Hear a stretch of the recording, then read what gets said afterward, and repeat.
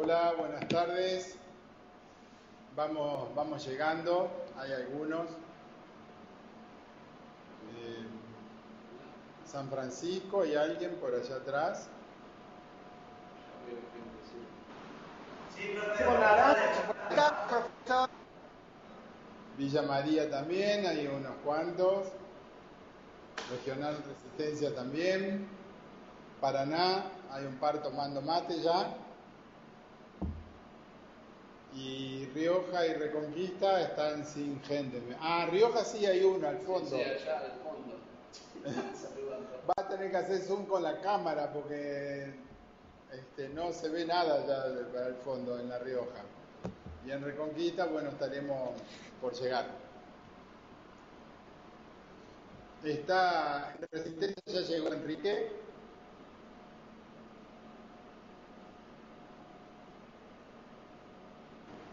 Sí, lo escuchamos bien, pero un poco fuerte el volumen de ustedes.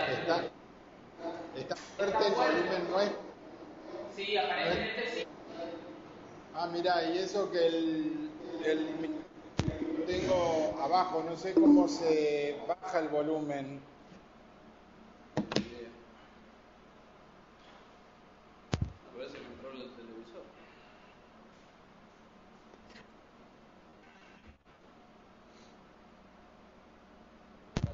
Acá tengo, yo voy a intentar bajar el volumen, díganme si ahora está mejor. Ok. Bueno, gracias. Enrique está en Resistencia. ¿Está Enrique Silvano? Es de Paraná, ya viene, profe. ¿Cómo? Que es de Paraná, que ya viene. De Paraná. No sé por qué me imaginé que era de Resistencia, porque la discusión fue así. La discusión de la planificación que se dio entre Resistencia y conmigo, digamos, que preguntaron y fuimos viendo una opinión. Enrique se quedó con una serie de dudas y bueno, pienso que puede ser un tema que tendremos que agregar al final, de ver cómo planificar, o sea,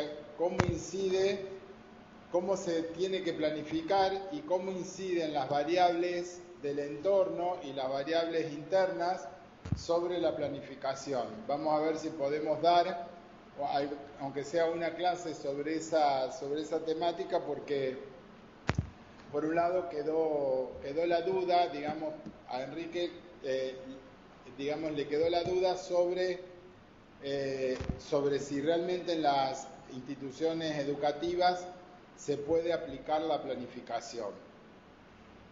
Y en realidad lo que está pasando es que prácticamente en casi todas las universidades está surgiendo o se están poniendo, y en algunas regionales de la UTN también está la Secretaría de Planeamiento. Si bien no nos tienen acostumbrados a que son muy activas estas secretarías, en hay experiencias en donde la planificación es una constante, ¿sí? Entonces voy a armar alguna pequeña clase y darles algunos ejemplos de lo que pasa, por ejemplo, en UNL con respecto a la planificación, ¿sí? Y qué estamos haciendo en una de las facultades, que es donde yo trabajo, y mirar un poquito en el caso de la Facultad Regional Santa Fe o en alguna otra regional, ver qué hay y tratar de comparar estas cosas, pero me parece a mí que la planificación se está transformando prácticamente en una casi obligación. Es obligatorio en nuestras organizaciones tener un área que haga planificación. O sea, tiene que haber alguien que responda, digamos, que organice, que dirija lo que es la planificación en las organizaciones. Y tiene que haber una organización que le dé bolilla, digamos, ¿no? O sea, que haber una organización que esté dispuesta, digamos, esto obviamente para mí en nuestras unidades académicas siempre la figura central de la planificación, a pesar de que haya un planificador encargado, ¿sí?, la figura central del planificador está en el decano. Si el decano no impone, no avala y no impulsa la planificación en nuestras unidades académicas, la planificación no existe, ¿sí? Así que bueno, a mí me parece bastante interesante este tema. Lo voy a agregar como un tema adicional a la materia para que lo tengamos y para que podamos ver. Por ahí lo que nosotros teníamos en Paraná era un área de planeamiento académico que estaba más relacionado a todo lo que era el proceso de autoevaluación y el PIF, el proyecto institucional, pero Exacto. no en otras áreas. Bueno, eso es el punto más común. O sea, siempre el planeamiento educativo seguramente está, porque hay un proceso educativo que se tiene que cumplir año a año y por lo tanto el planeamiento de las actividades académicas siempre existe, digamos, ¿no? Ahora, el planeamiento integral, digamos, en las organizaciones, el planeamiento en el sentido de que lo estamos viendo acá, ¿no? O sea, teniendo en vistas, teniendo en mente una visión, una misión y un conjunto de objetivos, es decir, un conjunto de metas a donde se quiere llegar, digamos, o a donde se quiere llevar la unidad académica, ¿sí? Entonces, en ese sentido, la planeación educativa, el planeamiento educativo, la planificación de las actividades académicas en las unidades académicas va a estar siempre, porque es prácticamente el plan de estudios de una carrera o de todas las carreras que nosotros tenemos ya es una planificación, ¿sí? Sabemos qué tenemos que dar, buenas tardes, en el primer cuatrimestre, qué tenemos que dar en el segundo cuatrimestre, ¿sí? Planificamos los turnos de examen para el año siguiente, cuántos turnos, etcétera, ¿sí? Las fechas. Bueno, toda esta cuestión, que es también planificación, es prácticamente una planificación operativa al plan de estudio, que es el plan rector, digamos, de nuestras unidades académicas en cuanto al dictado de nuestras carreras. Ahora, digamos, el tema en cómo se mantiene, qué es necesario que haga la facultad regional, la unidad académica, para estar presente en la sociedad, la determinación o detección de áreas de vacancia, ya sea en proyectos o en la actividad académica, digamos, cuáles son las áreas de vacancia en relación a las carreras presentes en la región, cuáles son las fortalezas y debilidades que tenemos como unidad académica para hacer frente a las amenazas y a las oportunidades, ¿sí?, que van a estar siempre presentes, ¿sí? Digamos, hoy por hoy el que se abra supongo que para Reconquista, aprovecho que no están, así no me dicen nada, pero para Reconquista obviamente tendría que ser una preocupación el tema de la cercanía que tiene con otras universidades, como en Corrientes, como en Santiago del Estero, como en Chaco, digamos, que están muy cercanas, y como siglo XXI, las propuestas a distancia. Entonces acá hay variables en el entorno que provocan amenazas, pero también hay variables en el entorno que provocan oportunidades, y decir, bueno, ¿cómo queremos estar? ¿Qué queremos hacer? ¿Cómo mantener nuestra presencia, ¿sí?, en este sector, en esta región, ¿sí? Bueno, a esto me refiero cuando necesitamos estar siempre, digamos, en la planificación, pero desde el punto de vista no de planificar las actividades operativas que sí o sí es necesario, ¿sí? Sino además también en cuanto a la visión y la misión de dónde queremos como organización educativa estar de aquí a 4 años, de aquí a 8 años, de aquí a 10 años, ¿sí?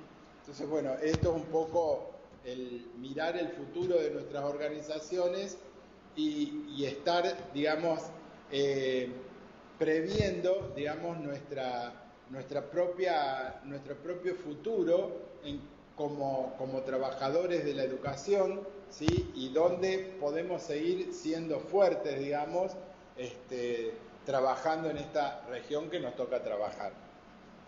Bueno, esto quería comentar porque la discusión con Enrique, no sé si ya está Enrique, si el que llegó en Paraná es Enrique o no, fue un pequeño diálogo a través de los mensajes de la plataforma y yo me quedé con esta cuestión que creo que puede, digamos, aportarnos un poco esta visión del todo. También es gestión, la planificación también es gestión.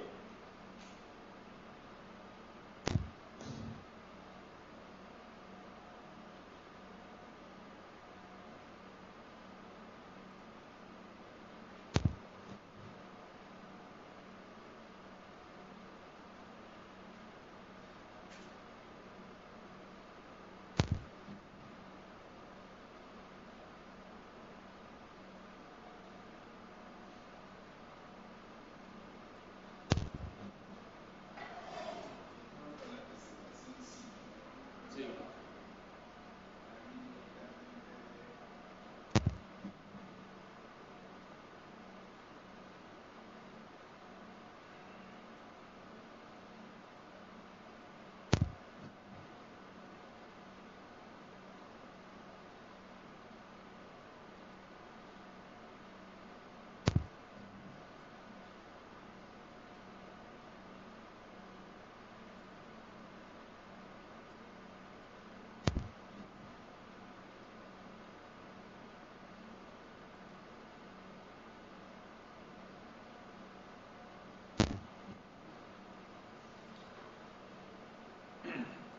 Bueno, vamos a continuar con lo que veníamos trabajando en la clase anterior, que habíamos comenzado a ver lo que era la gestión administrativa, habíamos visto un par de transparencias nada más, y decíamos que la gestión académica como proceso, digamos, que engloba a todas las actividades de enseñanza, estaba basado digamos, en una buena administración o en el orden administrativo, digamos, tiene su razón de ser en todo lo que hace a las actividades adicionales a la gestión educativa. O sea, no se puede pensar que la gestión educativa tiene solo el objetivo de dar clases, ¿sí? Y ya no es objetivo el tomar exámenes, el registrar los exámenes, registrar la asistencia, registrar a los alumnos, etc. O sea, la gestión académica que incluye todo eso está sostenida por una buena gestión administrativa que está detrás para soportar todos estos procesos que se van dando paralelamente a la gestión educativa, ¿sí? Esto era lo que habíamos visto, habíamos comenzado a ver la clase pasada el martes. Habíamos también distinguido entre lo que era la gestión global, digamos, como la capacidad de alcanzar un conjunto de objetivos con los recursos que tenemos, tanto recursos técnicos, financieros y también hablando del personal docente y no docente que tenemos para alcanzar estos objetivos. Habíamos visto, justamente acá surge esta cuestión de por qué, digamos, la gestión, digamos, está diciendo que es la capacidad de alcanzar la propuesta, ejecutando acciones y haciendo uso de los recursos. Cuando yo estoy mezclando objetivos, o sea, cuando yo estoy diciendo estos objetivos los voy a alcanzar con estos recursos, realizando estas acciones, estoy haciendo planes, estoy planificando. Entonces la gestión se asienta sobre planes bien ejecutados, ¿sí?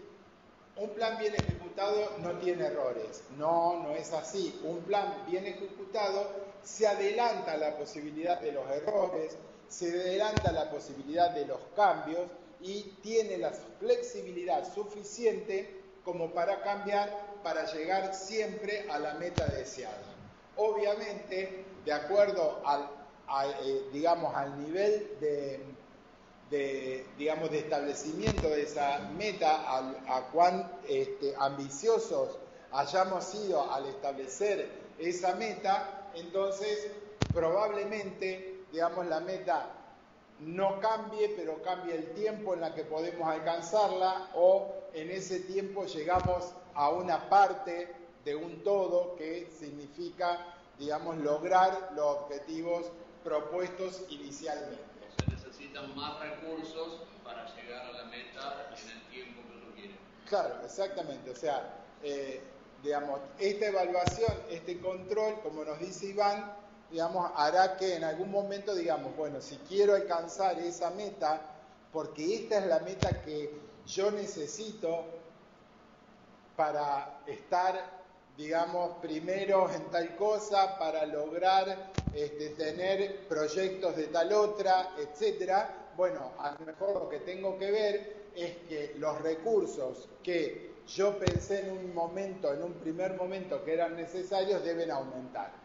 Los recursos financieros, los recursos técnicos, los recursos de personal, ¿sí? Para poder llegar a la meta, si es que esa meta es necesaria alcanzar para establecer algún objetivo principal o más importante todavía de la unidad académica o de la universidad. Entonces, si gestión es el todo, la administración es una parte del todo que tiene en cuenta justamente el manejo de los recursos, tanto financieros como técnicos, como de personal, en distintos niveles, ¿no? En distintos niveles. A ver, ¿qué quiero decir con esto? Pues por ahí pienso y no digo todo lo que pienso. Si un departamento se propone dar una optativa nueva, y entonces para esa optativa no tiene docentes, si pide los docentes, la gestión administrativa dirá, tenemos los puntos, no tenemos los puntos, tenemos posibilidad de contratar a alguien afuera, etcétera. Ahora, si un departamento dice, vamos a implementar esta optativa con estos y estos recursos que ya tenemos, la gestión administrativa prácticamente no hace nada. Lo único que va a tener ahí es alumnado que, una vez que se apruebe esa optativa en el consejo directivo de la unidad académica correspondiente, entonces se pondrá como una materia más dentro de tal carrera con tales docentes a cargo, y eso es todo lo que administrativamente implica, ¿no? O sea, no está haciendo uso de recursos financieros o económicos extras a los planeados, a los planificados inicialmente en el año. A esto me refería con esto de dependiendo, de qué tipo de propuesta se haga, la administración o la gestión administrativa tiene más o menos injerencia en esas propuestas. Bueno, esto ya lo habíamos visto como algo. Otra de las cosas que habíamos dicho es que la buena administración es fundamental para una buena gestión, ¿sí? Y que para una buena gestión es necesario tener un buen esquema de administración, un buen organigrama de administración, un buen, proyecto de administración. Nos pasa en esta tecnicatura que cuando trabajamos en las distintas áreas, muchas facultades regionales plantean, la multiplicidad o la superposición de responsabilidades de distintos tipos en una misma persona. Digamos, por ahí, hay que reestudiar los puestos de trabajo, ver si es necesaria más gente o asignar distintos niveles de responsabilidades a otras personas o a la misma persona, pero delimitando, digamos, el trabajo. En muchos casos, digamos, el planteo es la superposición, la falta de la dependencia doble a distintas jefaturas de una misma persona y por lo tanto conflictos y falta de, de conocimiento en cuanto a decir, a saber qué hacer o qué es prioritario en cada momento, ¿no? Eso suele pasar en algunos trabajos finales de ustedes o en la práctica supervisada. Van apareciendo estas cuestiones en donde por ahí un buen esquema de administración es solicitado por los mismos trabajadores porque sienten que en muchos casos no están claras o bien delimitadas los distintos tipos de trabajo y las responsabilidades, sobre todo por el conocimiento que a veces se tiene sobre los distintos sectores o áreas de la administración. Bueno, entonces la administración se convierte de este modo no en un fin en sí misma, sino en un soporte que da apoyo constante a la gestión educativa, ¿sí? Entonces, obviamente, en este caso, la administración no tiene fines en sí mismo, en determinadas cuestiones.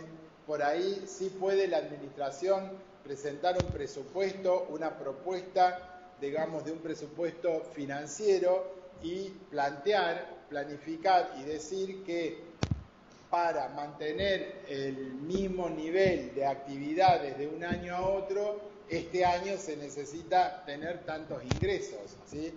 O tanto producido propio, para poder mantener las actividades que están programadas año a año, ¿sí? Entonces, en este sentido, ahí la administración está tallando en un aspecto muy importante de nuestras unidades académicas. Pero en general, la gestión administrativa es el soporte de toda la gestión académica de nuestras organizaciones.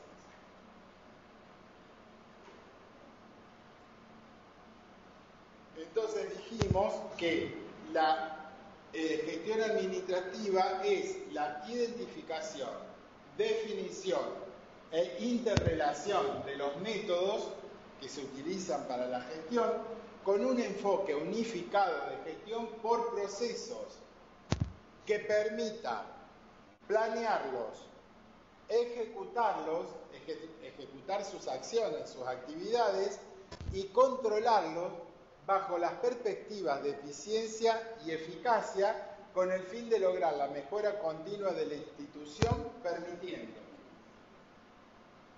O sea, acá aparece la calidad, ¿no? Mejora continua, permitiendo que la universidad asegure el logro de la misión y visión mediante una unidad de propósitos.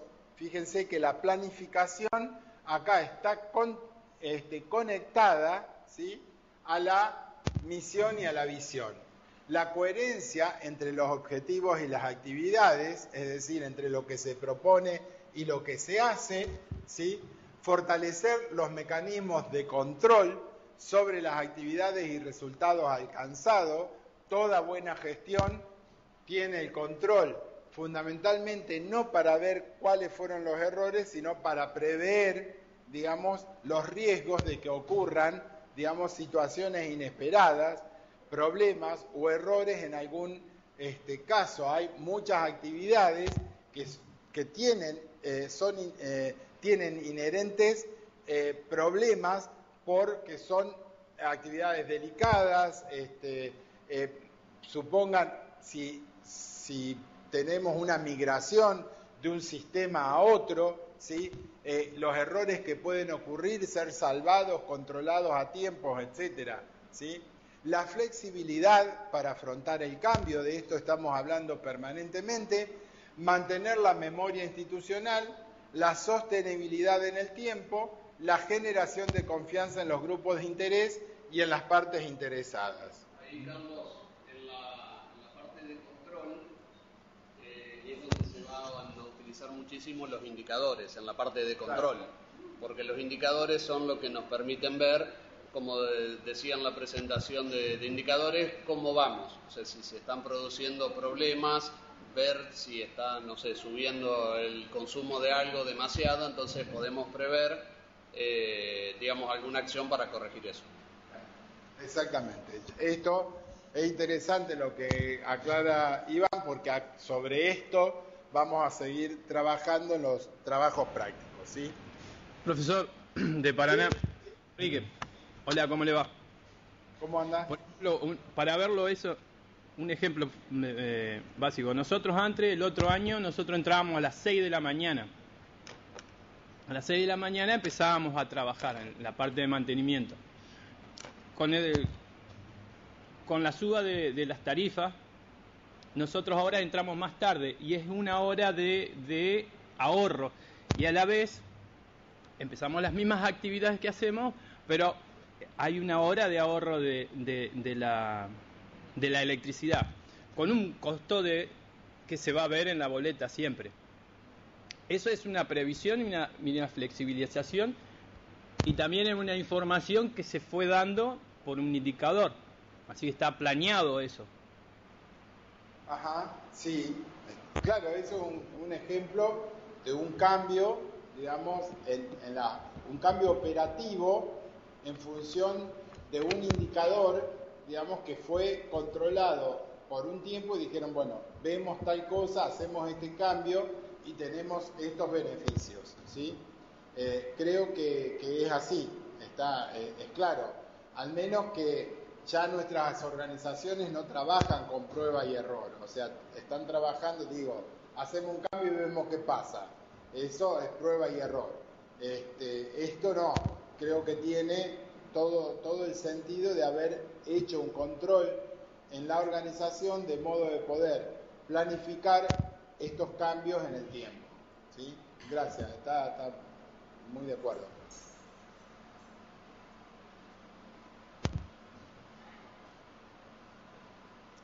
Entonces dice, una adecuada gestión universitaria, tanto administrativa como académica, garantiza el cumplimiento óptimo de la misión institucional, asegurando la enseñanza y formación de gran calidad, ¿sí? Acá esto, digamos, muestra la relación que van teniendo todos estos temas que vamos trabajando, ¿no? Entonces, una institución universitaria está obligada a revisar los aspectos de organización, estructuras organizativas y procesos de gestión con el fin de adelantarse a los cambios que se generan en la sociedad actual, ¿sí? Entonces, obviamente, esto es lo que prácticamente es permanente, el cambio implica siempre o impacta siempre sobre nuestras organizaciones en el modo en que, digamos, adoptamos los modelos organizativos, si son adecuados o no. Ya lo vimos en las primeras clases, cuando hablamos de modelos de gestión, de modelos de organización, que había modelos más antiguos, más modernos, otros que eran más flexibles, otros que eran más rígidos. Estructuras organizativas que nos permitían tener, digamos, distintas formas de trabajo, como, digamos, algunas muy verticales y otras que eran las matriciales, en donde se trabajaba por procesos o por proyectos, y estos eran los más flexibles. No siempre se podía, digamos, trabajar en todas nuestras organizaciones con una estructura de ese tipo. Veíamos que podíamos combinar distintos modelos de estructuras. Y obviamente los procesos implicados en la gestión, que con la modernización, la adopción de tecnologías o de nuevas tecnologías, se van modificando y necesitan, digamos, antes cualquier verificación o cualquier validación dentro de un proceso significaba una oficina y una firma, ¿sí? Hoy por hoy, en los procesos sistematizados, el control es un tilde, digamos, de la persona adecuada, con los permisos adecuados, en una casilla que ha visto, digamos, tal operación y la aprueba, ¿sí? O una firma digital que se incorpora, el decano aprueba, digamos, por ejemplo, en el caso de la Universidad Nacional del Litoral, los diplomas, digamos, vienen con los certificados analíticos vienen con una firma digital identificando al decano de la unidad académica que produce la firma, digamos, de esa documentación, ¿sí? Entonces, estos cambios que se van produciendo en nuestra sociedad nos van, digamos, implicando que nuestros procesos, nuestra manera de gestionar se vaya adecuando, ¿sí? Hoy, hasta hace 2 meses, acá en la Facultad Regional Santa Fe, teníamos que ir a buscar el recibo de sueldo al sector de personal. Hoy nos llega el recibo de sueldo digital a nuestra casilla de correo, ¿sí? Entonces, bueno, van siendo cambios que van facilitando nuestra forma de trabajo, por un lado, y nos van, digamos, ayudando a ser más eficientes en cada uno de los lugares de trabajo. Y también, Carlos, con todo esto se van modificando también los procesos y las metodologías de control. O sea, cómo se va controlando, digamos, cómo evoluciona cada uno de los procesos. Van de la mano. Exactamente. Esto, un poco, el tema tiene que ver con lo que habíamos visto en planeamiento, que yo les había enseñado un poco el tema de diagramas de actividad, en donde uno con un pantallazo en el diagrama puede ver cómo un proceso es de complicado o de simple, viendo cuáles son todos los andariveles, todas las personas implicadas en el proceso, cuántos pases de un expediente a otro, y muchas veces la automatización de estos procedimientos en sistemas informáticos provoca cambios en esos niveles de control que nos comentaba Iván, ¿no? Bueno, el gobierno y la gestión institucional, la función compuesta por un conjunto de factores, o sea, la gestión institucional es lo que le da, la gestión institucional coherente es lo que le da gobernabilidad a una unidad académica, ¿sí? Cuando los distintos sectores o las distintas divisiones trabajan hacia un mismo fin. Esto es lo que es la gobernabilidad, no es que, cada uno haga lo que quiera dentro de la organización. Entonces, la función compuesta por un conjunto de factores, recursos, procesos y resultados que deben contribuir al desarrollo de las funciones sustantivas de la universidad, entendidas ellas como la docencia, la investigación y la extensión. Bueno, esto coincidimos, estas son las 3 funciones, digamos, sustantivas de toda universidad, y por lo tanto los recursos, los procesos y los resultados tienen que contribuir al logro, digamos, de que estas funciones se desarrollen eficientemente. Bueno,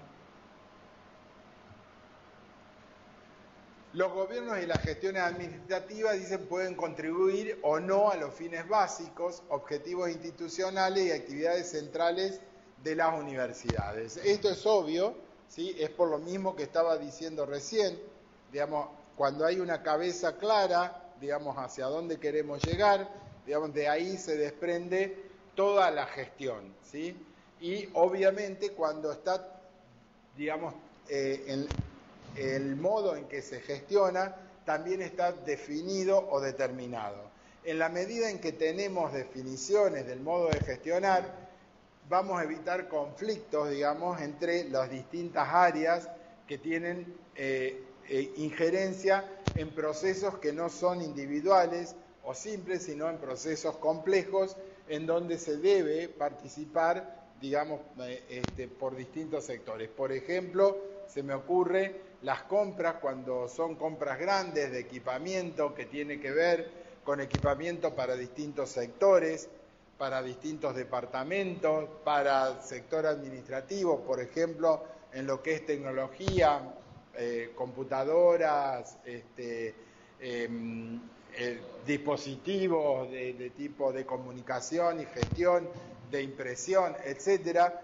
Es un proceso complejo, digamos, que requiere de la intervención de varias personas en la gestión, desde aquellos usuarios que necesitan determinadas cuestiones, los que compran, los que van a pedir digamos, a hacer una licitación, etcétera, y las adjudicaciones. Entonces, digamos, la gestión y el gobierno puede contribuir tanto a una buena a un buen trabajo, al logro de los objetivos, o a que haya un gran caos o una dispersión en nuestras organizaciones.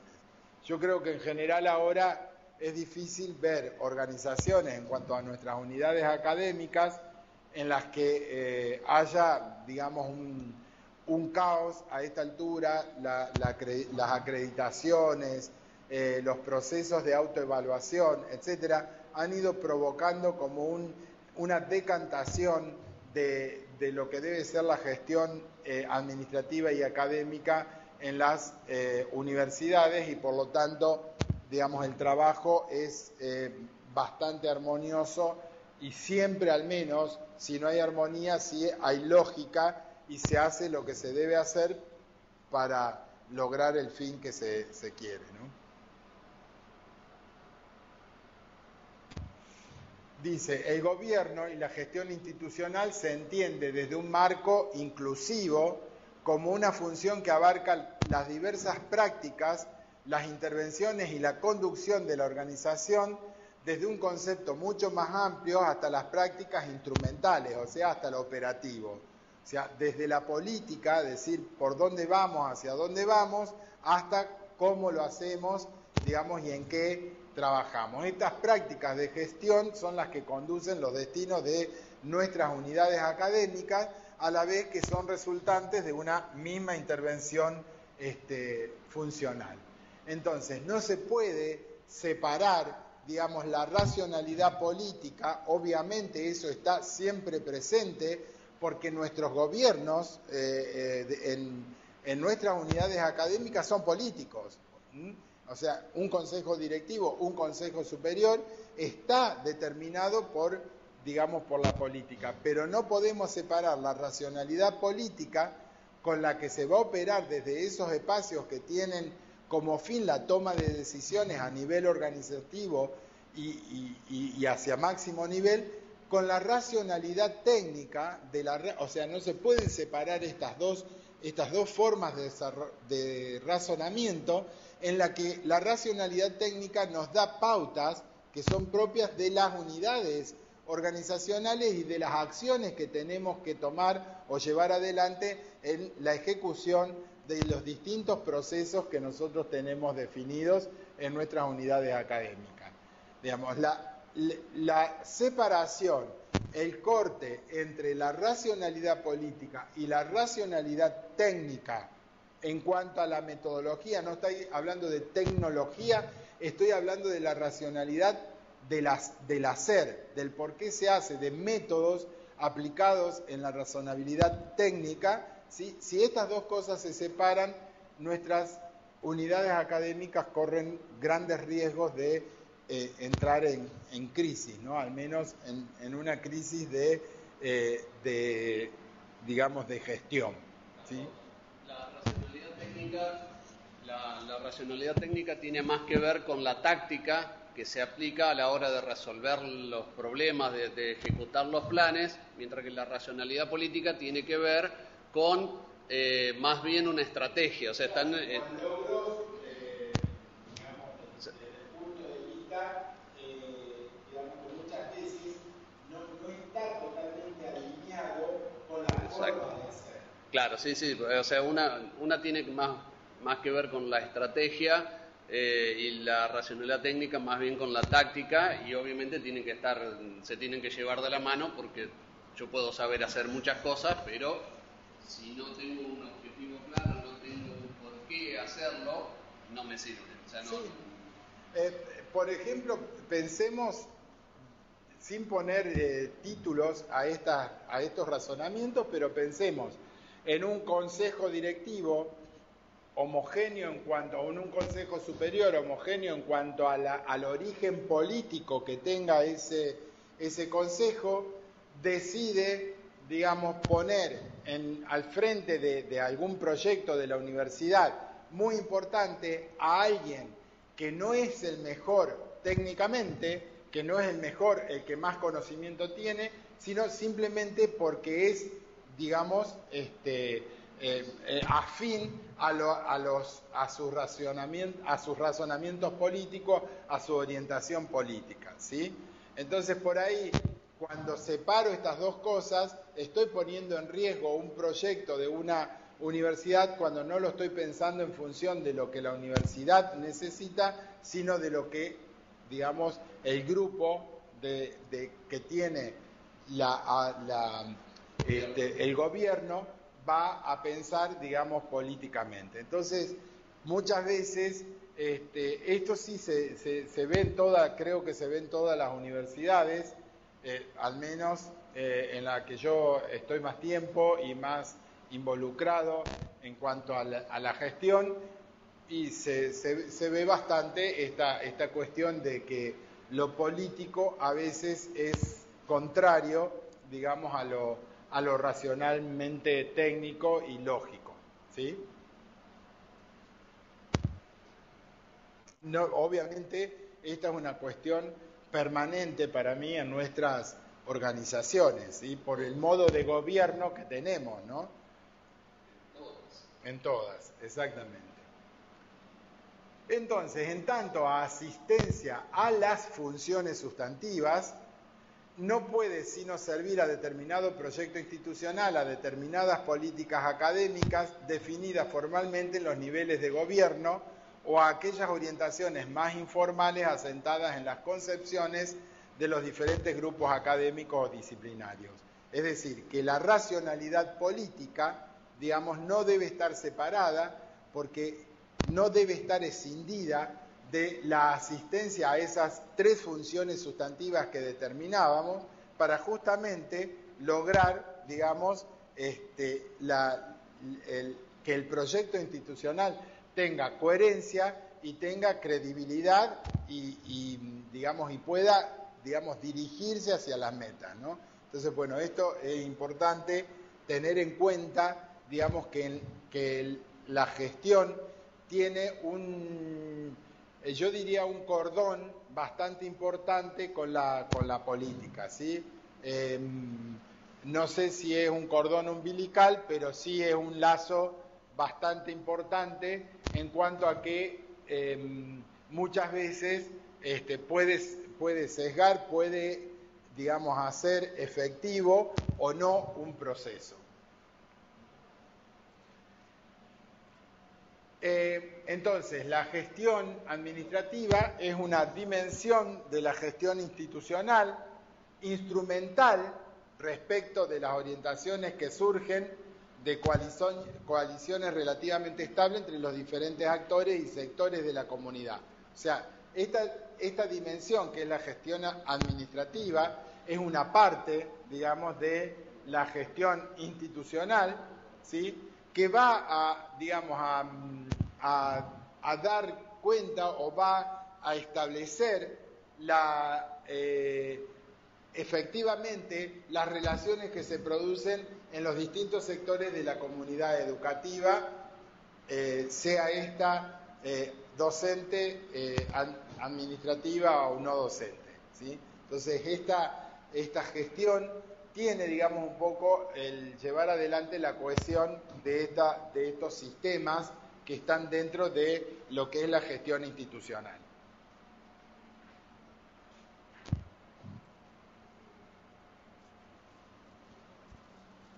No sé, hay preguntas, dudas, ustedes me paran, ¿eh? No hay problema. Las dificultades que enfrenta lo administrativo pueden interpretarse a la luz de la historia institucional. Digamos, hay veces que la historia marca una forma de hacer, un modo de trabajar, una estructura organizacional que es difícil cambiar. El análisis que se haga de su gobierno, o sea, y que su gobierno haga de la institución. La gestión institucional en sí misma, ¿sí? Del modo en que se está planteando la gestión de la institución en el sentido de autoridades y líneas de autoridad y de gestión, y la capacidad de articular los diferentes criterios que existen en todos los sectores que están involucrados en la gestión, ya sea formal o informal, ¿sí? Como decíamos recién, uno de estos procesos bastante complicados es un proceso de compra que implica licitación pública y por lo tanto se necesita que muchos sectores sean concurrentes con el tipo de información, la forma de entregar la información, el tipo de información a entregar, el tiempo en el que es entregada esa información, etc.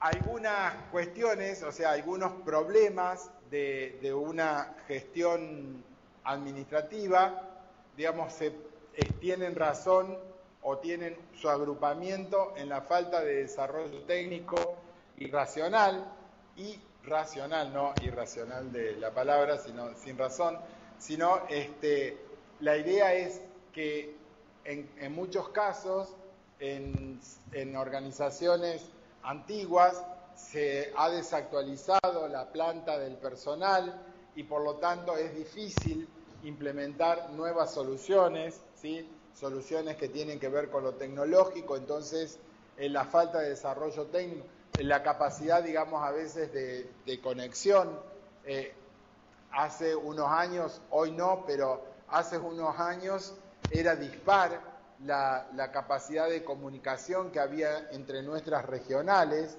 y desde hace unos cuantos años, más o menos unos 10 años, eso fue cambiando para bien en todas, pero antes de eso, digamos, nos juntábamos en alguna reunión que nos juntaban a varias regionales y todos hablábamos de que nos falta esto, que nos falta lo otro, que no podemos ver, que no nos podemos comunicar, etcétera, ¿sí? O sea, esto, digamos, fue un cambio. Antes que una limitación operativa, debería ser interpretado a partir del diagnóstico de los restantes planos de la gestión. Un poco esto que comentaban ahí en Paraná, o sea, muchas de estas faltas de desarrollo técnico y racional,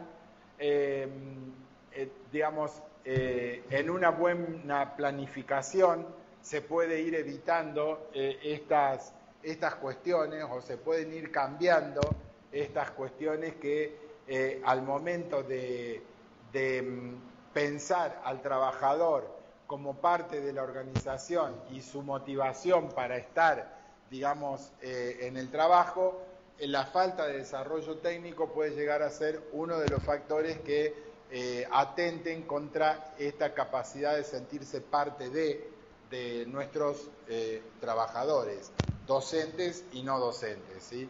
Cuando un docente quiere entrar, no tiene máquinas para dar sus prácticos, cuando tiene las máquinas, pero las máquinas no tienen internet, no hay internet o no se pueden conectar, bueno, o no tienen el software que necesitan, etcétera. Esto obviamente afecta directamente nuestra capacidad de trabajo en cuanto al entusiasmo con el cual emprendemos el trabajo diario.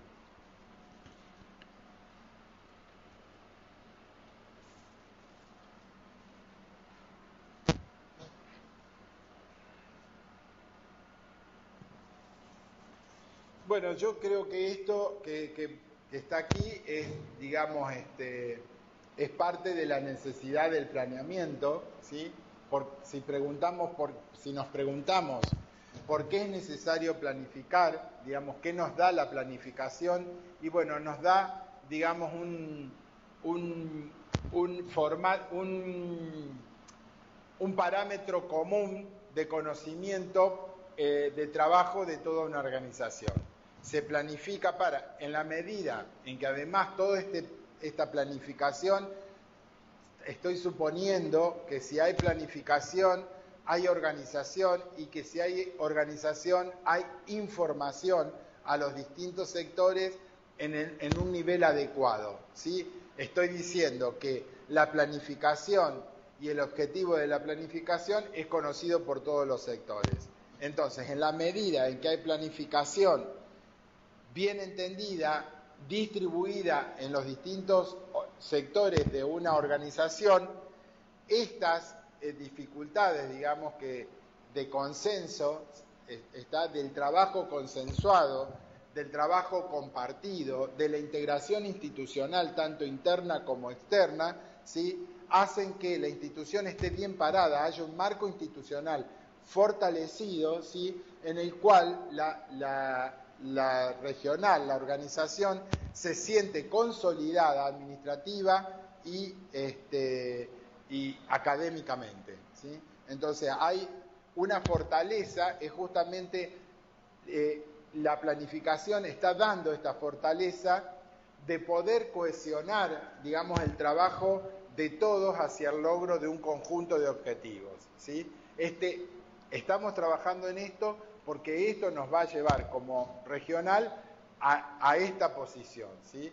En esta medida en que todos conozcamos hacia dónde vamos, por qué vamos, cómo lo hacemos, es que logramos este marco institucional robusto y fuerte como para hacer frente a muchas cosas, a muchos cambios, a tener la flexibilidad suficiente como para poder variar el camino sin que quedemos en el intento, ¿no? O sea, esto es un poco el tema, digamos, de fondo. Profe, una consulta. Sí. Muchas veces se dan, no sé si en todas las regionales, pero que la planificación no solo es la planificación global de la regional o de la tecnológica en sí, o de cualquier universidad, sino también que hay planificaciones paralelas de cada una de las secretarías, donde ayudan a que la planificación global se pueda afianzar e implementar. Yo creo que también es tan importante como la global que se cumplan las planificaciones metodológicas que se van dando en cada una de las secretarías que hacen a lo que es la universidad en un contexto global. Sí, estoy totalmente de acuerdo con ese planteo. Digamos, no puede haber, sobre todo en nuestro tipo de organizaciones, donde como que cada sector tiene una determinada independencia de trabajo en lo que es específico. Digamos, si vemos la Secretaría de Ciencia y Técnica, ¿sí?, en sus proyectos, en sus propuestas, en favorecer digamos, la difusión de la ciencia, la técnica, digamos, de plantear proyectos de investigación que obviamente que están asentados en una gestión integral, ¿sí?, pero que tienen determinada independencia. Entonces, cuando se plantea un proceso de planificación en una organización tan compleja como es la universidad, obviamente que necesita que cada sector planifique, ¿sí?, que cada sector diga cómo va a contribuir a ese objetivo común para la universidad o a ese objetivo común para la unidad académica. Y obviamente que la planificación de la unidad académica va a tener, digamos, una bajada, una línea de conexión con la planificación de la universidad tecnológica en un todo, ¿sí? El planteo, digamos, de una planificación, de un objetivo en una unidad académica no podría contradecir un objetivo que está planteado en la universidad tecnológica como un todo, ¿sí? Entonces, esa coherencia obviamente tiene que estar definida desde el inicio, para poder darle coherencia y para hacer que justamente que este marco institucional sea lo suficientemente fuerte, ¿no? Sin cargar las tintas, veamos que lo que pasó con la tecnológica, digamos, esas noticias que aparecieron sobre la tecnológica, que algunos había pasado, no sé qué cosa, nos afectaron a todos, ¿sí? Nos afectó a todas la tecnológica, porque el marco institucional se debilita, ¿sí? Entonces, esto es lo que tenemos que tener en cuenta, que la coherencia en este tipo de trabajo, en donde uno puede planificar, obviamente, tiene libertad de planificar, tiene libertad de definir recursos, ¿sí? Y financieros, técnicos y de personal, pero dentro de un marco que nos lleve siempre a un todo, digamos, dentro de lo que es la institución, ¿sí? Esto es claro, así que yo coincido con esa visión de que planificar en nuestras organizaciones no es que alguien planifica por todos, no, lo que hay es una persona que puede conducir el proceso de planificación de todos los sectores, que es distinto. Todos planifican, ¿sí? Todos planifican, pero hay un conductor, hay una metodología, hay distintas metodologías para establecer la planificación en las organizaciones, ¿sí? Pero nadie queda fuera de la planificación. No hay ningún sector que pueda quedar fuera de esa planificación. Todos tienen una responsabilidad para poder, digamos, ir, hacer un camino común hacia el logro de los objetivos. Entonces, y no es eso que crea hay un planificador. Eso crea compromiso también, el hecho de poder planificar. Obviamente, muy claro lo tuyo. Realmente es la única forma de crear compromiso, porque en la planificación de cada sector va la propuesta de cada uno, o sea, en qué me voy a ocupar, digamos, para lograr el objetivo. O sea, cada uno está diciendo cuál va a ser el aporte suyo al logro del objetivo común en la regional, en la tecnológica, ¿sí? Entonces, este compromiso también va de la mano de cuáles son las motivaciones que pone, digamos, la gestión, ¿sí? O sea, la gestión tiene que ser muy coherente cuando trabaja en un proceso de planificación, ¿sí? ¿En coherente en qué sentido? O sea, no podemos estar planificando, digamos, un conjunto, como decía la Regional Resistencia, que habían planificado el trabajo de del personal de mantenimiento en distintas horas para lograr el ahorro energético, para lograr la eficiencia del uso de materiales, etcétera, y, por ejemplo, la gestión decidir, no sé, un despilfarro, o lo que para toda la regional signifique un despilfarro en una acción que no está dentro de lo que estaba planificado, ¿sí? Si no tiene una justificación bien establecida, bien pautada, ¿sí? Entonces, bueno, por un lado, lograr el compromiso implica esto, que todos planifiquemos; por el otro, que la gestión esté muy ocupada en ser muy coherente, ¿sí? Para no provocar estas acciones que puedan afectar la motivación que la gente tenga en función de un plan. Muchas gracias. Entonces, Paraná era, sí. Carlos, era Paraná. El ejemplo era del Paraná. Sí, Carlos. El ejemplo de la mantenimiento. Sí. Agrego algo más.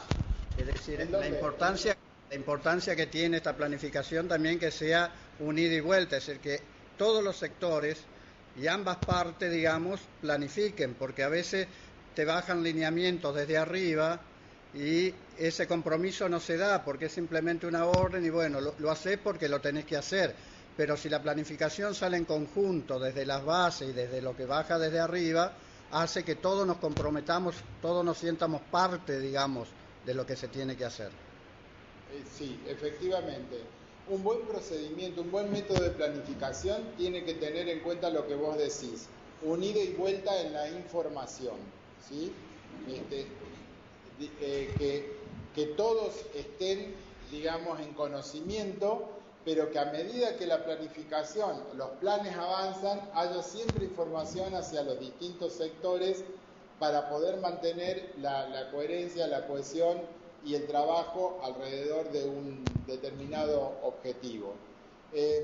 Todas las metodologías de planificación tienen en cuenta esta cuestión que es muy importante de cómo se informa, digamos, cómo baja la información a los distintos sectores, no solo la información para pedir el trabajo de planificación, qué es lo que tienen que hacer, entregar una planilla de gastos, entregar lo que sea que tenga que hacer, la cantidad de viajes académicos, etcétera, ¿sí?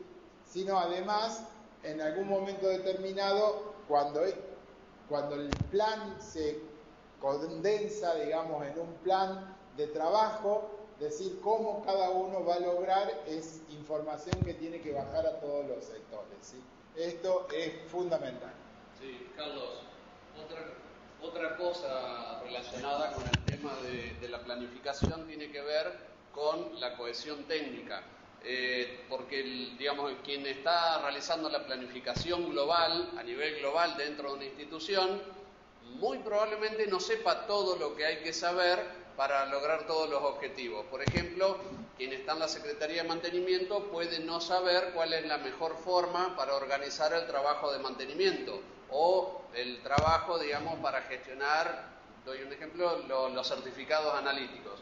Entonces, muy importante también esa coordinación entre, como dice Carlos, la información que baja, pero también la información que sube con respecto a distintas tácticas, distintas formas de hacer un trabajo para poder coordinar todo eso de la mejor manera posible.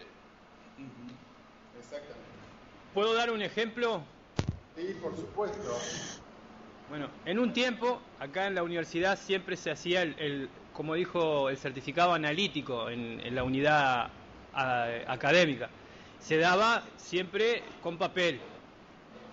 Hace menos de un año se empezó a implementar una forma de gestionarlo a los alumnos o por la distancia, por un montón de situaciones, informáticamente, que manden el pedido a la Secretaría Estudiantil, que estaba a cargo, y ellos gestionaban la parte de mandarle y ahorrar papel, para que se agilice.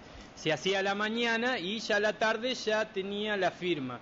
Eso agilizó por lo menos 2 días de espera del analítico.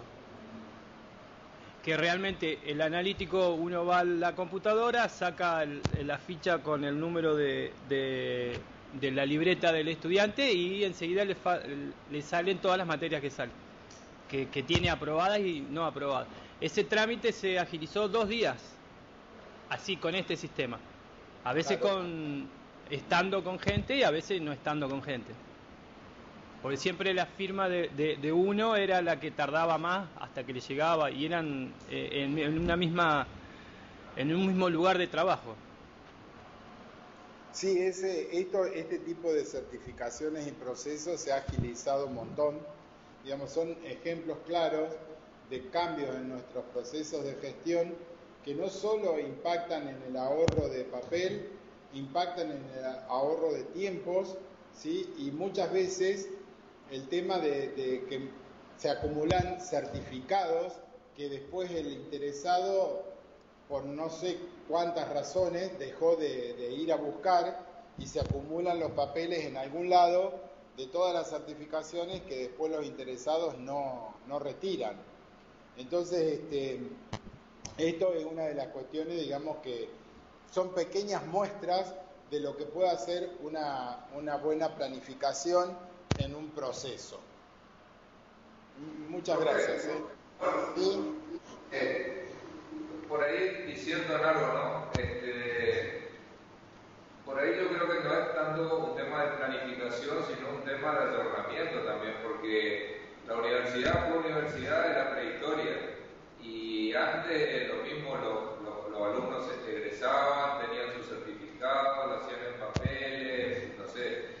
Yo creo que la tecnología lo que hizo fue sumar en cuanto a la calidad de la administración, pero sigue habiendo universidades en el interior del país que se siguen manejando con el papel, que se siguen manejando con el libro de actas y que por ello no dejan de ser de calidad sus alumnos, ni sus egresados, ni sus docentes.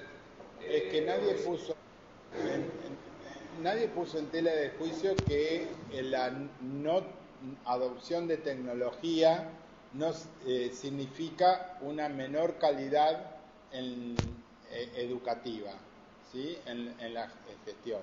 Esto, digamos, yo lo voy a comparar con lo que yo conozco. Yo puedo tener una empresa de software y decir que trabajo con calidad y trabajar con calidad con herramientas que están a nuestro alcance en la web, herramientas libres, planillas, software de seguimiento de proyectos,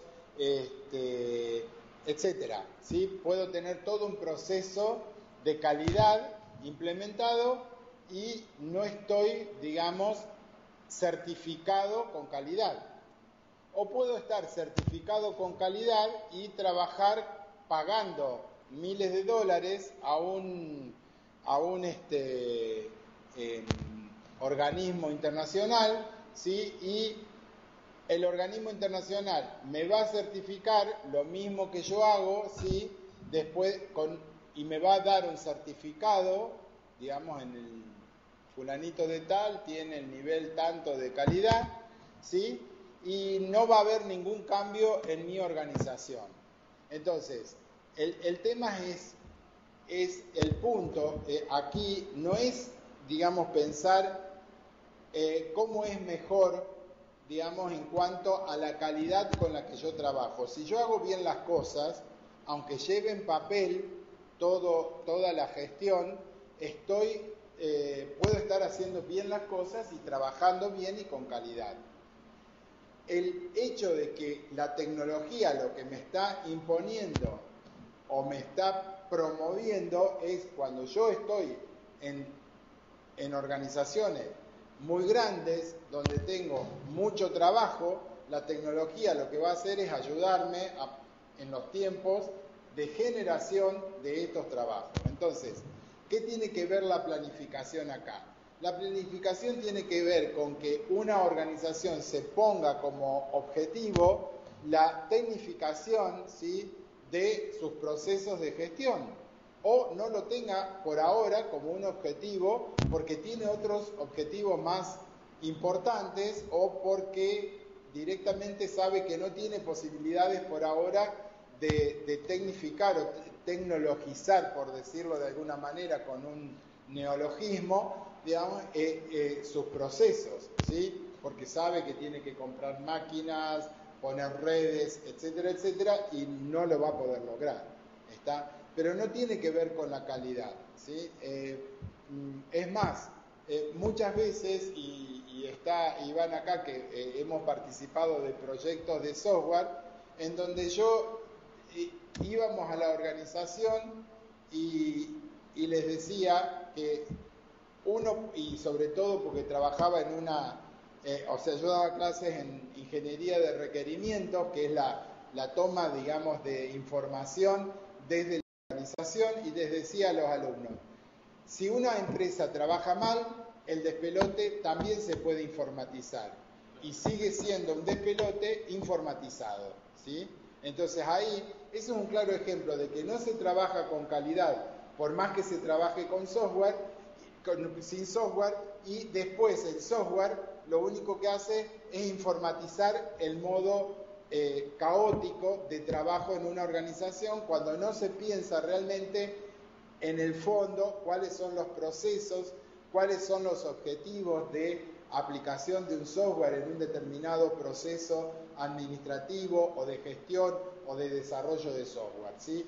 El punto, digamos, está en que la adopción de la tecnología per se no cambia, digamos, de no calidad a la calidad, ¿sí? La aplicación de tecnología provoca cambios cuando la empresa o la organización sabe por qué la va a aplicar, ¿sí? Es como en lo académico. Porque yo pongo una plataforma educativa, no pasa a tener una calidad educativa distinta, digamos, el modo de hacer las cosas en lo académico, ¿sí? El docente puede tener los mismos vicios en lo presencial que a través de una plataforma mediatizada de la relación docente-alumno, ¿sí? O sea, si, por ejemplo, si pone un foro y no participa del foro, es lo mismo que cuando los alumnos le preguntan y no le contesta lo que los alumnos preguntan, ¿sí? O se enoja porque preguntan y los alumnos ya no preguntan más. Un foro que no está, digamos, la presencia del docente moderando, digamos, las participaciones, es un foro prácticamente inerte. O sea, el alumno no sabe qué piensa el profesor de todas estas participaciones, ¿sí? Un docente que cuelga PDFs en una plataforma no es más que el docente que le da un toco de apuntes viejos para que saquen fotocopia a los alumnos en las clases presenciales. Entonces, la tecnología per se nunca va a dar solución o nunca va a cambiar la visión de las cosas si no se hace con un objetivo, si no se planifica, digamos, en qué medida esta tecnología nos va a ayudar a provocar los cambios que en la Regional Paraná, digamos, evidentemente se propusieron. Ser más eficientes, reducir los tiempos de respuesta, evitar el gasto de papel, etcétera, etcétera. ¿Se entiende lo que estoy diciendo? O sea, hay veces que por ahí, en lo que es planificación, mezclamos otros conceptos, ¿sí? La idea, o sea, cualquiera de las acciones que se traten de llevar a cabo para mejorar nuestros procesos, tienen que ser parte de la planificación. No porque sí, sino para un objetivo. Muchas veces causa problemas la tecnología. La utilización de la tecnología muchas veces causa problemas. Si uno no sabe por qué, como dice Carlos, o incluso si no sabe usarla.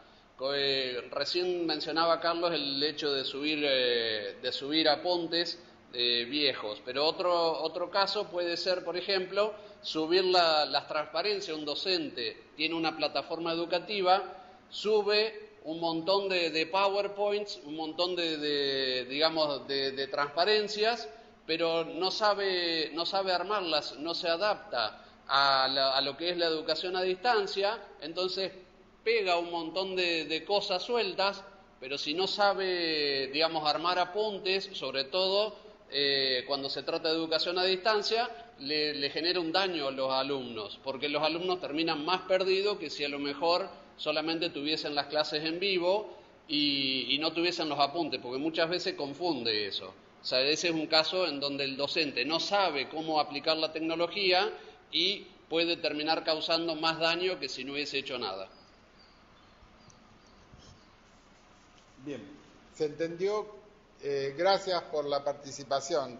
Si se entendió, ¿hay alguna otra pregunta o otra aclaración o ejemplo? No, yo lo que iba era en cuanto a las herramientas que se utilizan para generar los procesos que son partícipes de una planificación. Muchas veces las herramientas pueden distinguirse de distintas formas, pero el proceso y la planificación va a seguir siendo la misma.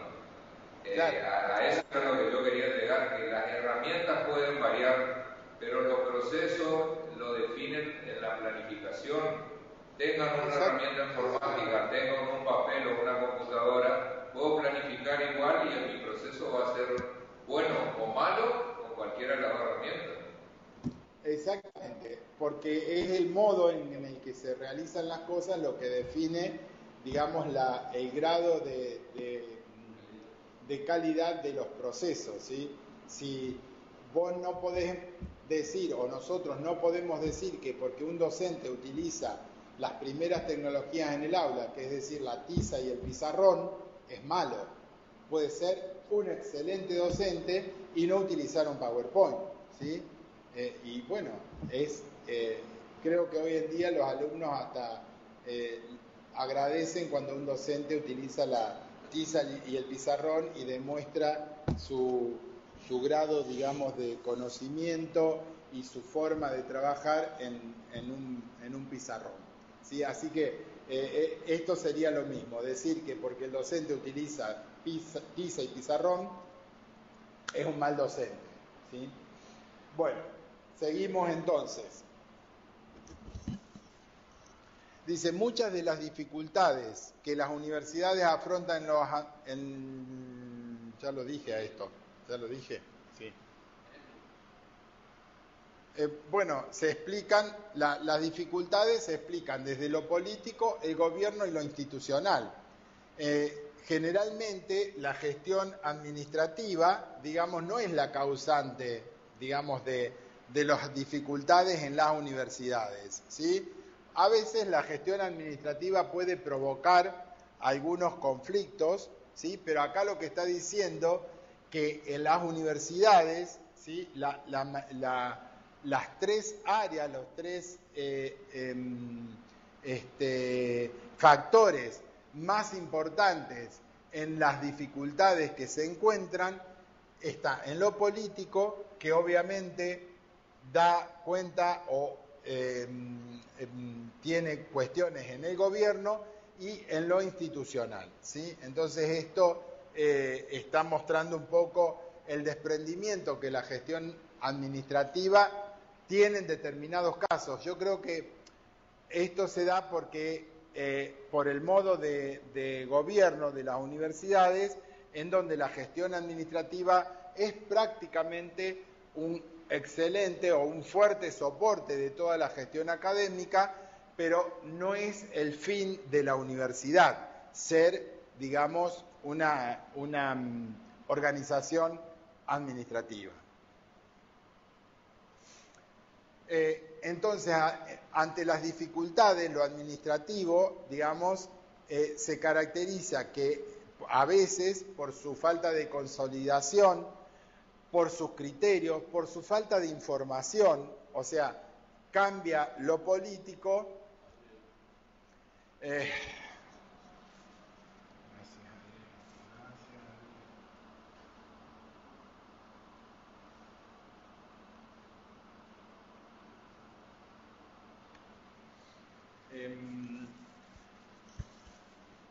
Digamos, lo administrativo tiene que ver, digamos, en la forma de trabajo, en las conexiones, en la información, en la forma de trabajar con otros, ¿sí? Hay veces que hay cambios que no son suficientemente comunicados y por lo tanto el modo de trabajo tarda en cambiar porque hay desconocimiento. Entonces puede provocar, puede haber este tipo de cuestiones, pero que siempre están generados más arriba, ¿no?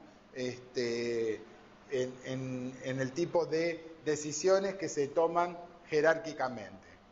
Entonces, hay cuestiones generales vinculadas al fortalecimiento cuantitativo y cualitativo de lo administrativo, que, por ejemplo, la necesidad de jerarquizar al personal, de establecer políticas integrales, de resolver la disociación entre la norma y la práctica.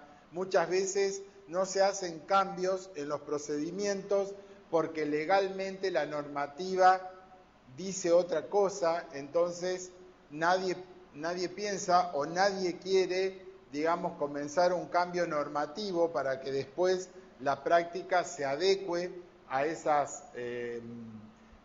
normativa. Por ejemplo, les doy un caso. Una vez participamos en la Administración Provincial de Impuestos, ¿sí? Y en una redefinición de procesos, ¿sí? Y Bueno, había digamos, la determinación de la deuda de un contribuyente. Era un proceso que iba y venía, tenía algo así como 45 pasos, iba y venía, y claro, uno pensó en un sistema, nosotros nos hicieron trabajar en ver qué cosas se podrían hacer para facilitar este proceso. Entonces, un proceso que tardaba en expedientes alrededor de 6 meses, más o menos, el promedio estaba alrededor de los 6 meses. Obviamente, cuando nosotros lo rediseñamos tecnológicamente, con las intervenciones necesarias, sacando los pases que había, digamos, cuando iba para arriba, digamos, no podía ir al jefe de división sin antes pasar al subjefe de división, porque era un papel.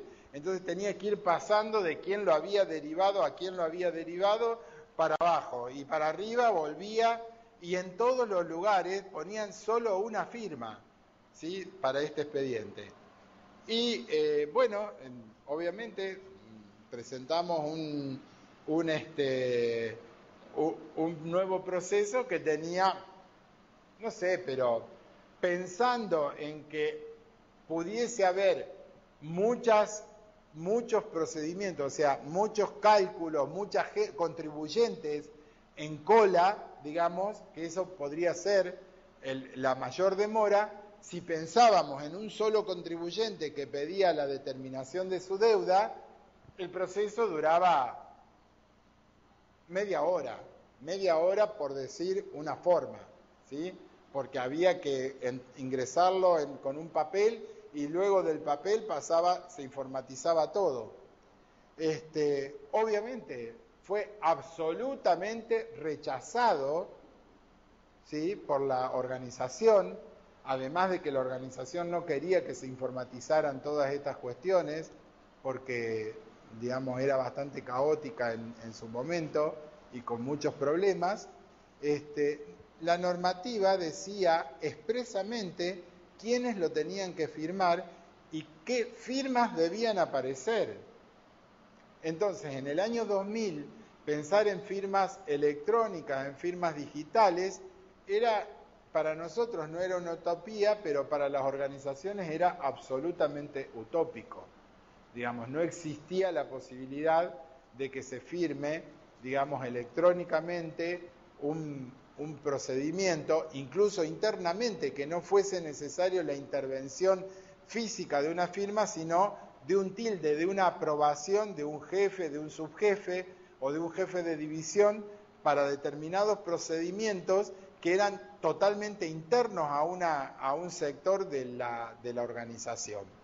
Entonces, por supuesto, o sea, menos de loco, aparte de loco, nos trataron de un montón de cosas, pero, o sea, se rieron prácticamente de la propuesta porque no podían entender esta separación de la normativa, ¿no? La normativa muchas veces, por ser normativa muy antigua, no acompaña procesos de actualización tecnológica que implican, digamos, la eficientización de nuestras organizaciones. Está también el tema que aparecía en la transparencia anterior de las inercias de las organizaciones. Esto tiene que ver con algo que decía Carlos recién, en la resistencia de las organizaciones a introducir cambios, sean normativos, operativos, etcétera. O sea, porque hay una resistencia, por decirlo de alguna forma, porque se hizo siempre así. Y esto tiene mucho que ver con el tema de la planificación, que debería tener en cuenta estos posibles cambios, sean tecnológicos, normativos, etcétera, que apunten a mejorar la eficiencia y muchas veces la eficacia en el logro de los objetivos que se plantea la organización. Esto de las inercias es siempre un problema porque hay siempre mucha resistencia en la organización a hacer las cosas de manera distinta. Esto siempre se da y es una cosa que debería tenerse en cuenta cuando la organización está en un proceso de mejora continua, la revisión de los procesos para ver si se pueden mejorar aplicando tecnologías o cambiando normativa, cualquiera de las dos o las dos, pero siempre tendiente a reducir al mínimo las inercias de la gente o de los procesos por temas técnicos o normativos. Profe, un ejemplo que por ahí pueda aportar algo. Acá en la Regional de Resistencia hace un par de años se trabajó con el Laboratorio Central de la provincia, donde hacen análisis clínicos. Ellos trabajaban todo con un sistema de la carga de datos se hacía por ficha o formularios. Y tenían una atención de pacientes que eran de 23 a 25 pacientes por día. Esos pacientes son de toda la provincia, no solamente de la capital. Se le propuso innovar con un sistema informático donde la carga de datos la hacía una sola persona, tenían revista de esa carga de datos todos los profesionales que iban a tomar la muestra, el que iba a hacer el proceso del análisis, hasta la entrega del resultado con firmas digitales. Todo el proceso fracasó. ¿Por qué? Porque el personal se dio cuenta que al momento de realizar esa tarea, como se llevaba y se agilizaba el proceso en sí, pasaron de atender de 23 a 25 a 68 o 70 pacientes por día. Entonces, ¿qué es lo que pasó? Tuvieron más trabajo. En lugar de adoptar la herramienta para mejorar la situación del cliente, que en este caso es salud pública, o sea, el cliente somos todos, interfirieron como pudieron para dejar de lado este sistema y volvieron a la obsolescencia de la ficha y papeles y volver a atender a 30 o 40 personas por día. O sea que muchas veces en las organizaciones la resistencia también es por el tema de no trabajar. Sí, bueno, eso es una realidad triste, pero es una realidad muy común en nuestras organizaciones. La resistencia al cambio, digamos, el hecho de que muchas veces estos cambios nos permiten ser más eficientes y al ser más eficientes pareciera que tenemos más trabajo. Yo creo que lo que ahí estaba pasando es que trabajan con 30 y se cansan lo mismo que cuando trabajan con 60 porque tienen otros procedimientos, otras formas de hacer y ese tipo de cosas no se ve. Yo les voy a contar una cosa pero muy simple y ustedes no sé si la van a poder creer, pero es lo que me pasa. Guaraní, que por suerte cada vez tienen más funciones y más facilidades para todos, ahora, digamos, tiene en la función docente la posibilidad de que el docente cargue, digamos, la planilla con la nota, o sea, pone un 1 y le sale insuficiente, le pone un 7 y le sale bueno, le pone un 9 y le sale distinguido a cada docente, ¿sí? Entonces están las actas, cargan las actas de examen, ¿sí? Y lo que se le pidió es que impriman, cada docente responsable imprima dos copias, ¿sí? Y las traiga firmadas por todo el tribunal de evaluación a Bedelía para que quede una copia archivada en Bedelía y una copia archivada en alumnado. No saben el mare magnum de cuestionamientos que provocó algo que es una mejora evidente del trabajo propio, además por parte de los auxiliares que no son los responsables de cátedra, ¿sí? Aprovechando políticamente esa definición. Pero en vez de ver una mejora, la posibilidad de trabajar más seguros, sin tachones, porque había veces que las actas eran imposibles, teníamos que rechazarlas, imprimirlas de nuevo y pedir que por favor, digamos, las volvieran a hacer, completando todo, el ausente, poniendo la nota, la calificación que era entre paréntesis, aprobado, distinguido, sobresaliente, etcétera, en 10 alumnos o en 150, dependiendo de qué materia era, ¿sí? Sin embargo, en vez de verla como una mejora, la ven, digamos, aparte de aprovecharlo políticamente, como una exigencia fuera de lo que el docente es la responsabilidad docente. Y poner la nota es la responsabilidad docente.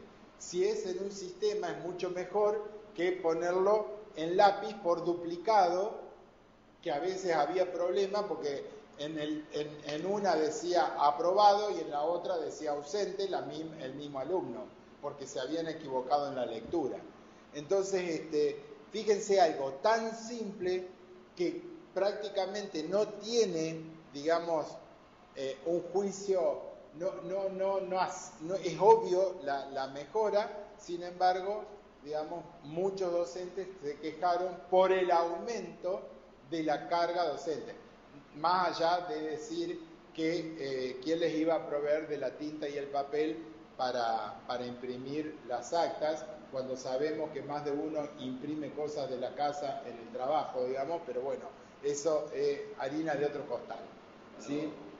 Entonces, pero fíjense la pavada, digamos, la pavada que es, y sin embargo provoca esto por ser un cambio, digamos, en la forma de trabajar, que veníamos dándole 2 actas en vez de día, ahora se imprime una sola para que ellos puedan controlar los alumnos que están inscritos y la condición del alumno que está inscrito, si libre, regular, etcétera, o promocionado, ¿sí? Entonces,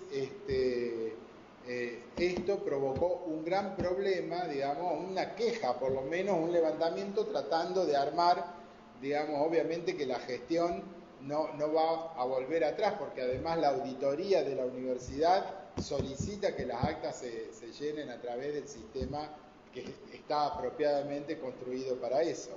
Pero, bueno, un detalle mínimo. El sistema de planificación de Infofich que se realizó en la facultad donde trabaja Carlos, un sistema para la carga digital de las planificaciones docentes, que después se integraba con un montón de información que venía de los distintos sistemas, pero además le facilitaba al docente cargarlas en cualquier momento, desde cualquier lado, sin tener que andar con un documento Word, que por ahí lo perdían y tenían que volver a cargar, y también eso generó muchísima resistencia, a pesar de que les implicaba menos trabajo porque estaba armado por secciones, entonces podían ir viendo, digamos, llenando esa sección cada una, digamos, por vez, y mejoraba mucho en todos los procesos internos de la facultad, y eso también generó mucha resistencia.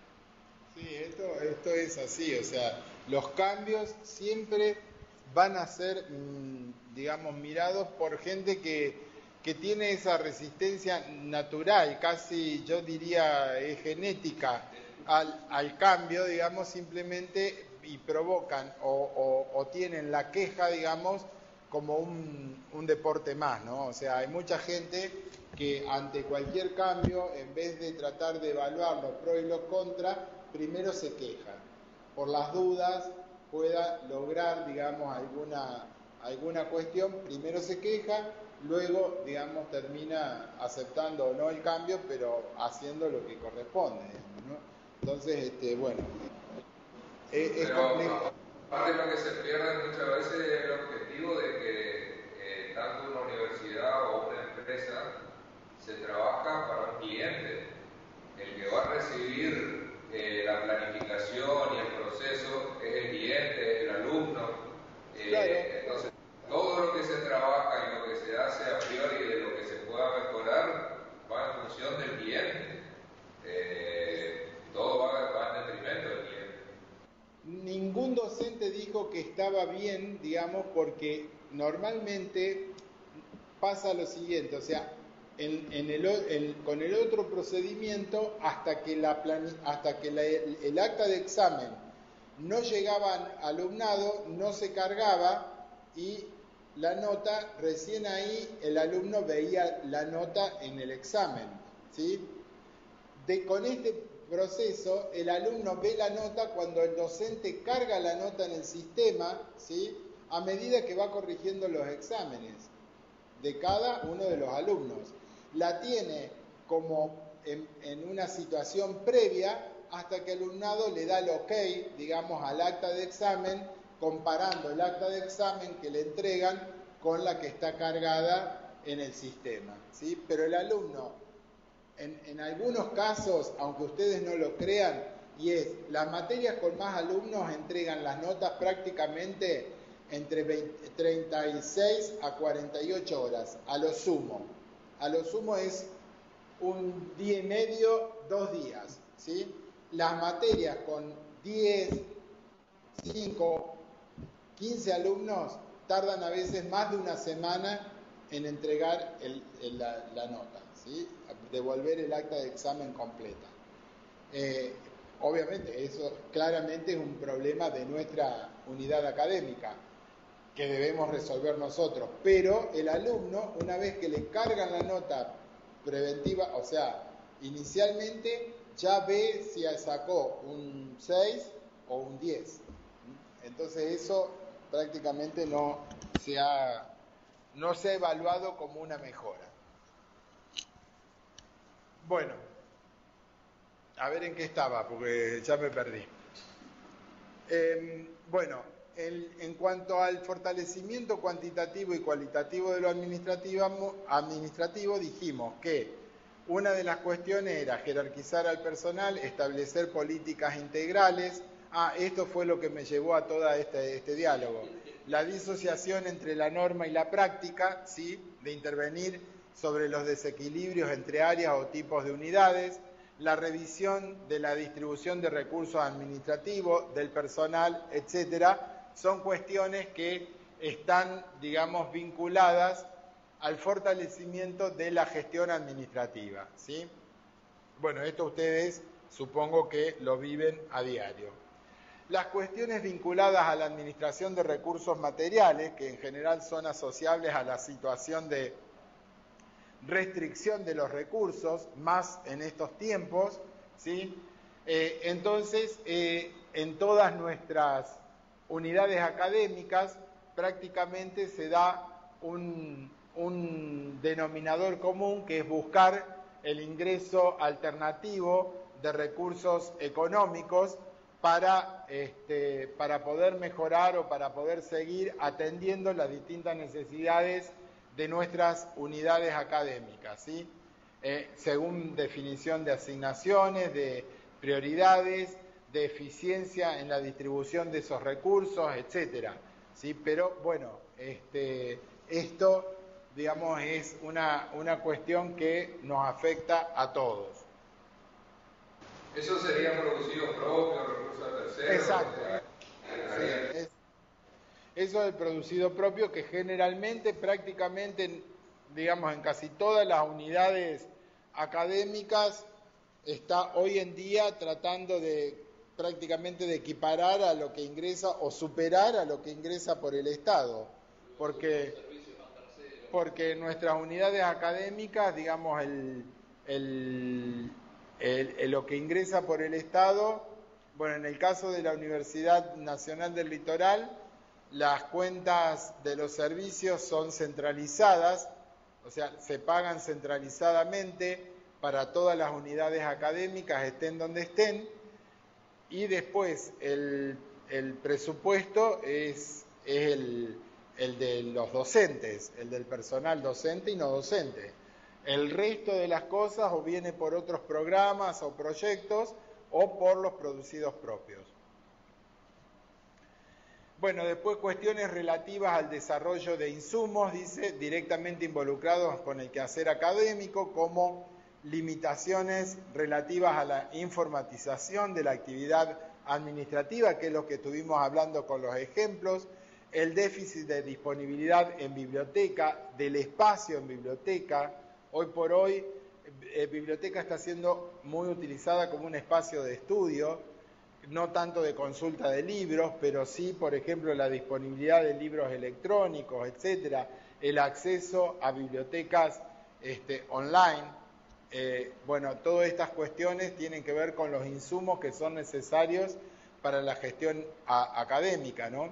La infraestructura edilicia que muchas veces provoca grandes limitaciones, una mala distribución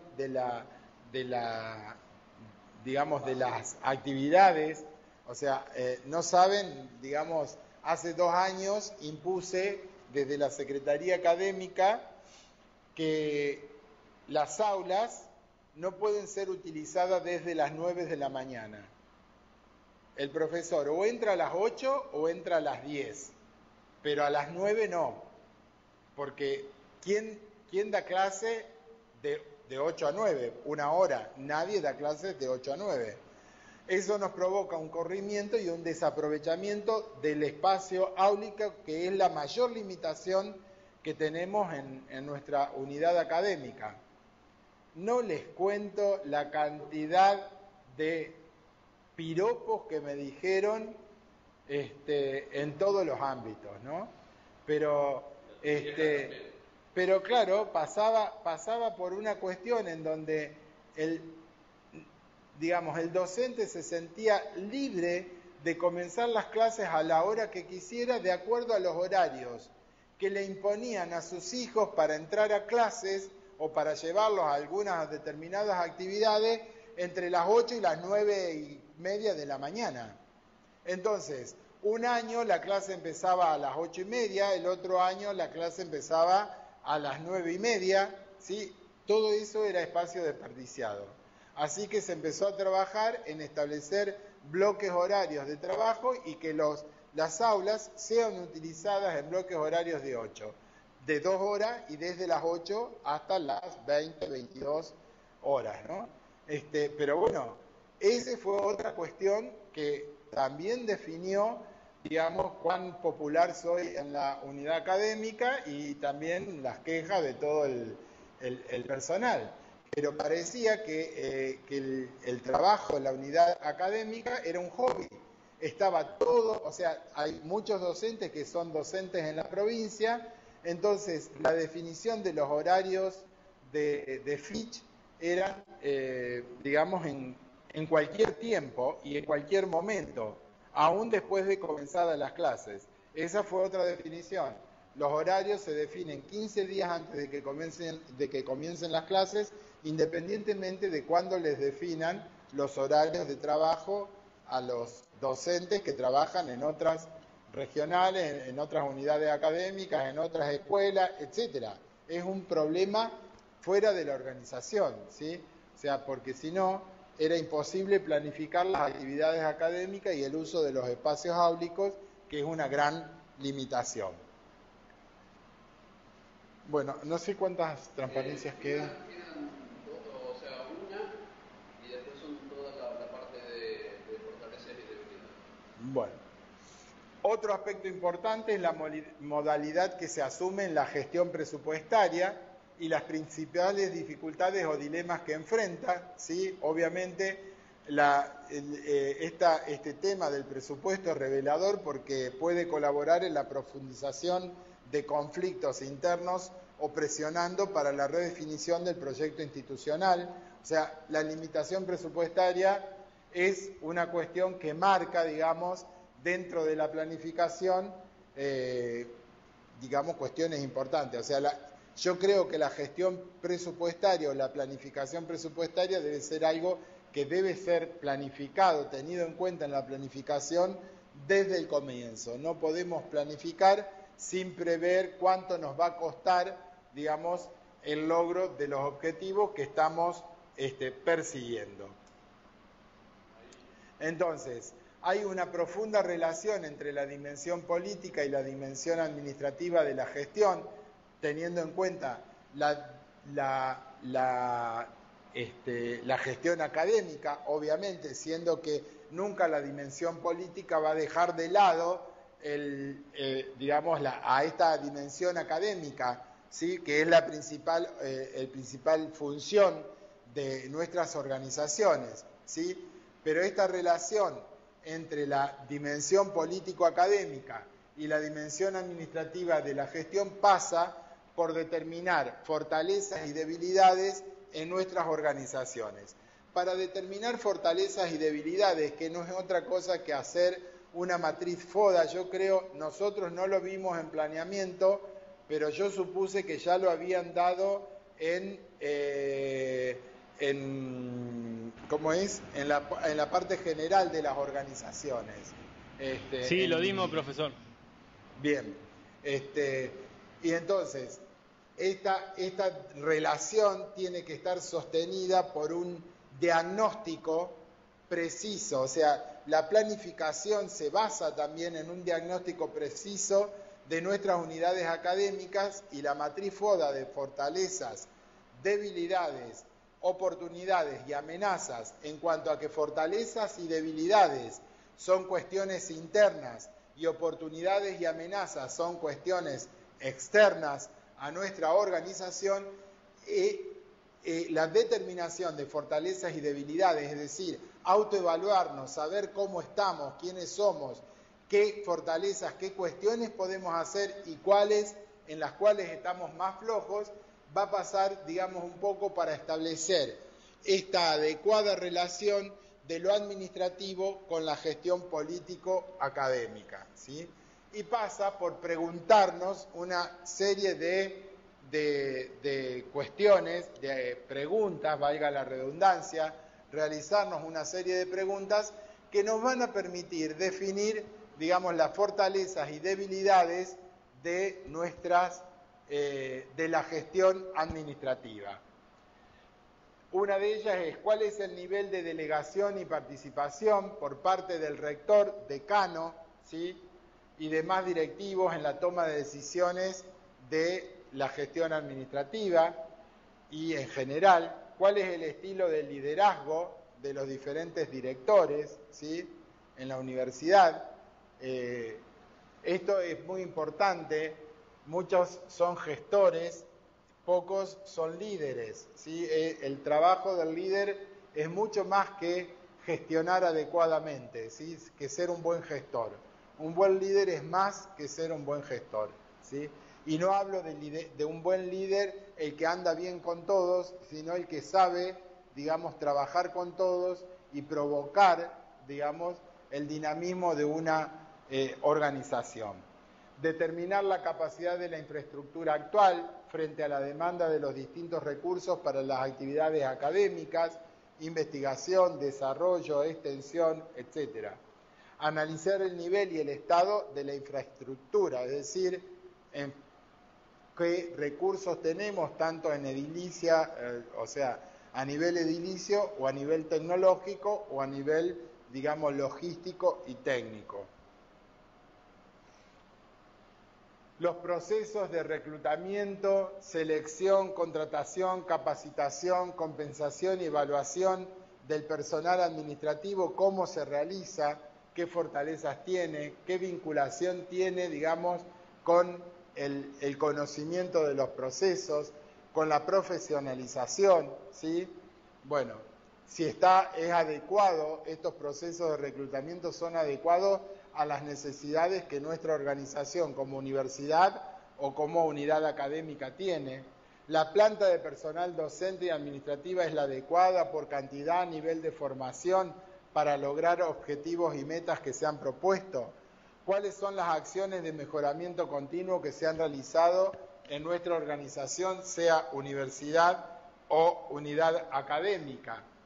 ¿Se utiliza algún sistema integral de calidad para cumplir con los requisitos de los procesos de evaluación y acreditación? Bueno, todo esto, digamos, todas estas preguntas sirven para poder trabajar fortalezas y debilidades. En eso vamos a trabajar en una futura tarea 3, ¿sí? Por ahora tienen la tarea 2, en esto vamos a trabajar en una tarea 3, digamos, en el futuro. Primero vamos a ver el trabajo práctico número 2, que lo vamos a alargar recién el jueves de la semana que viene. ¿Alguna duda, alguna pregunta, alguna aclaración, ejemplo? Hasta acá hemos llegado con este tema.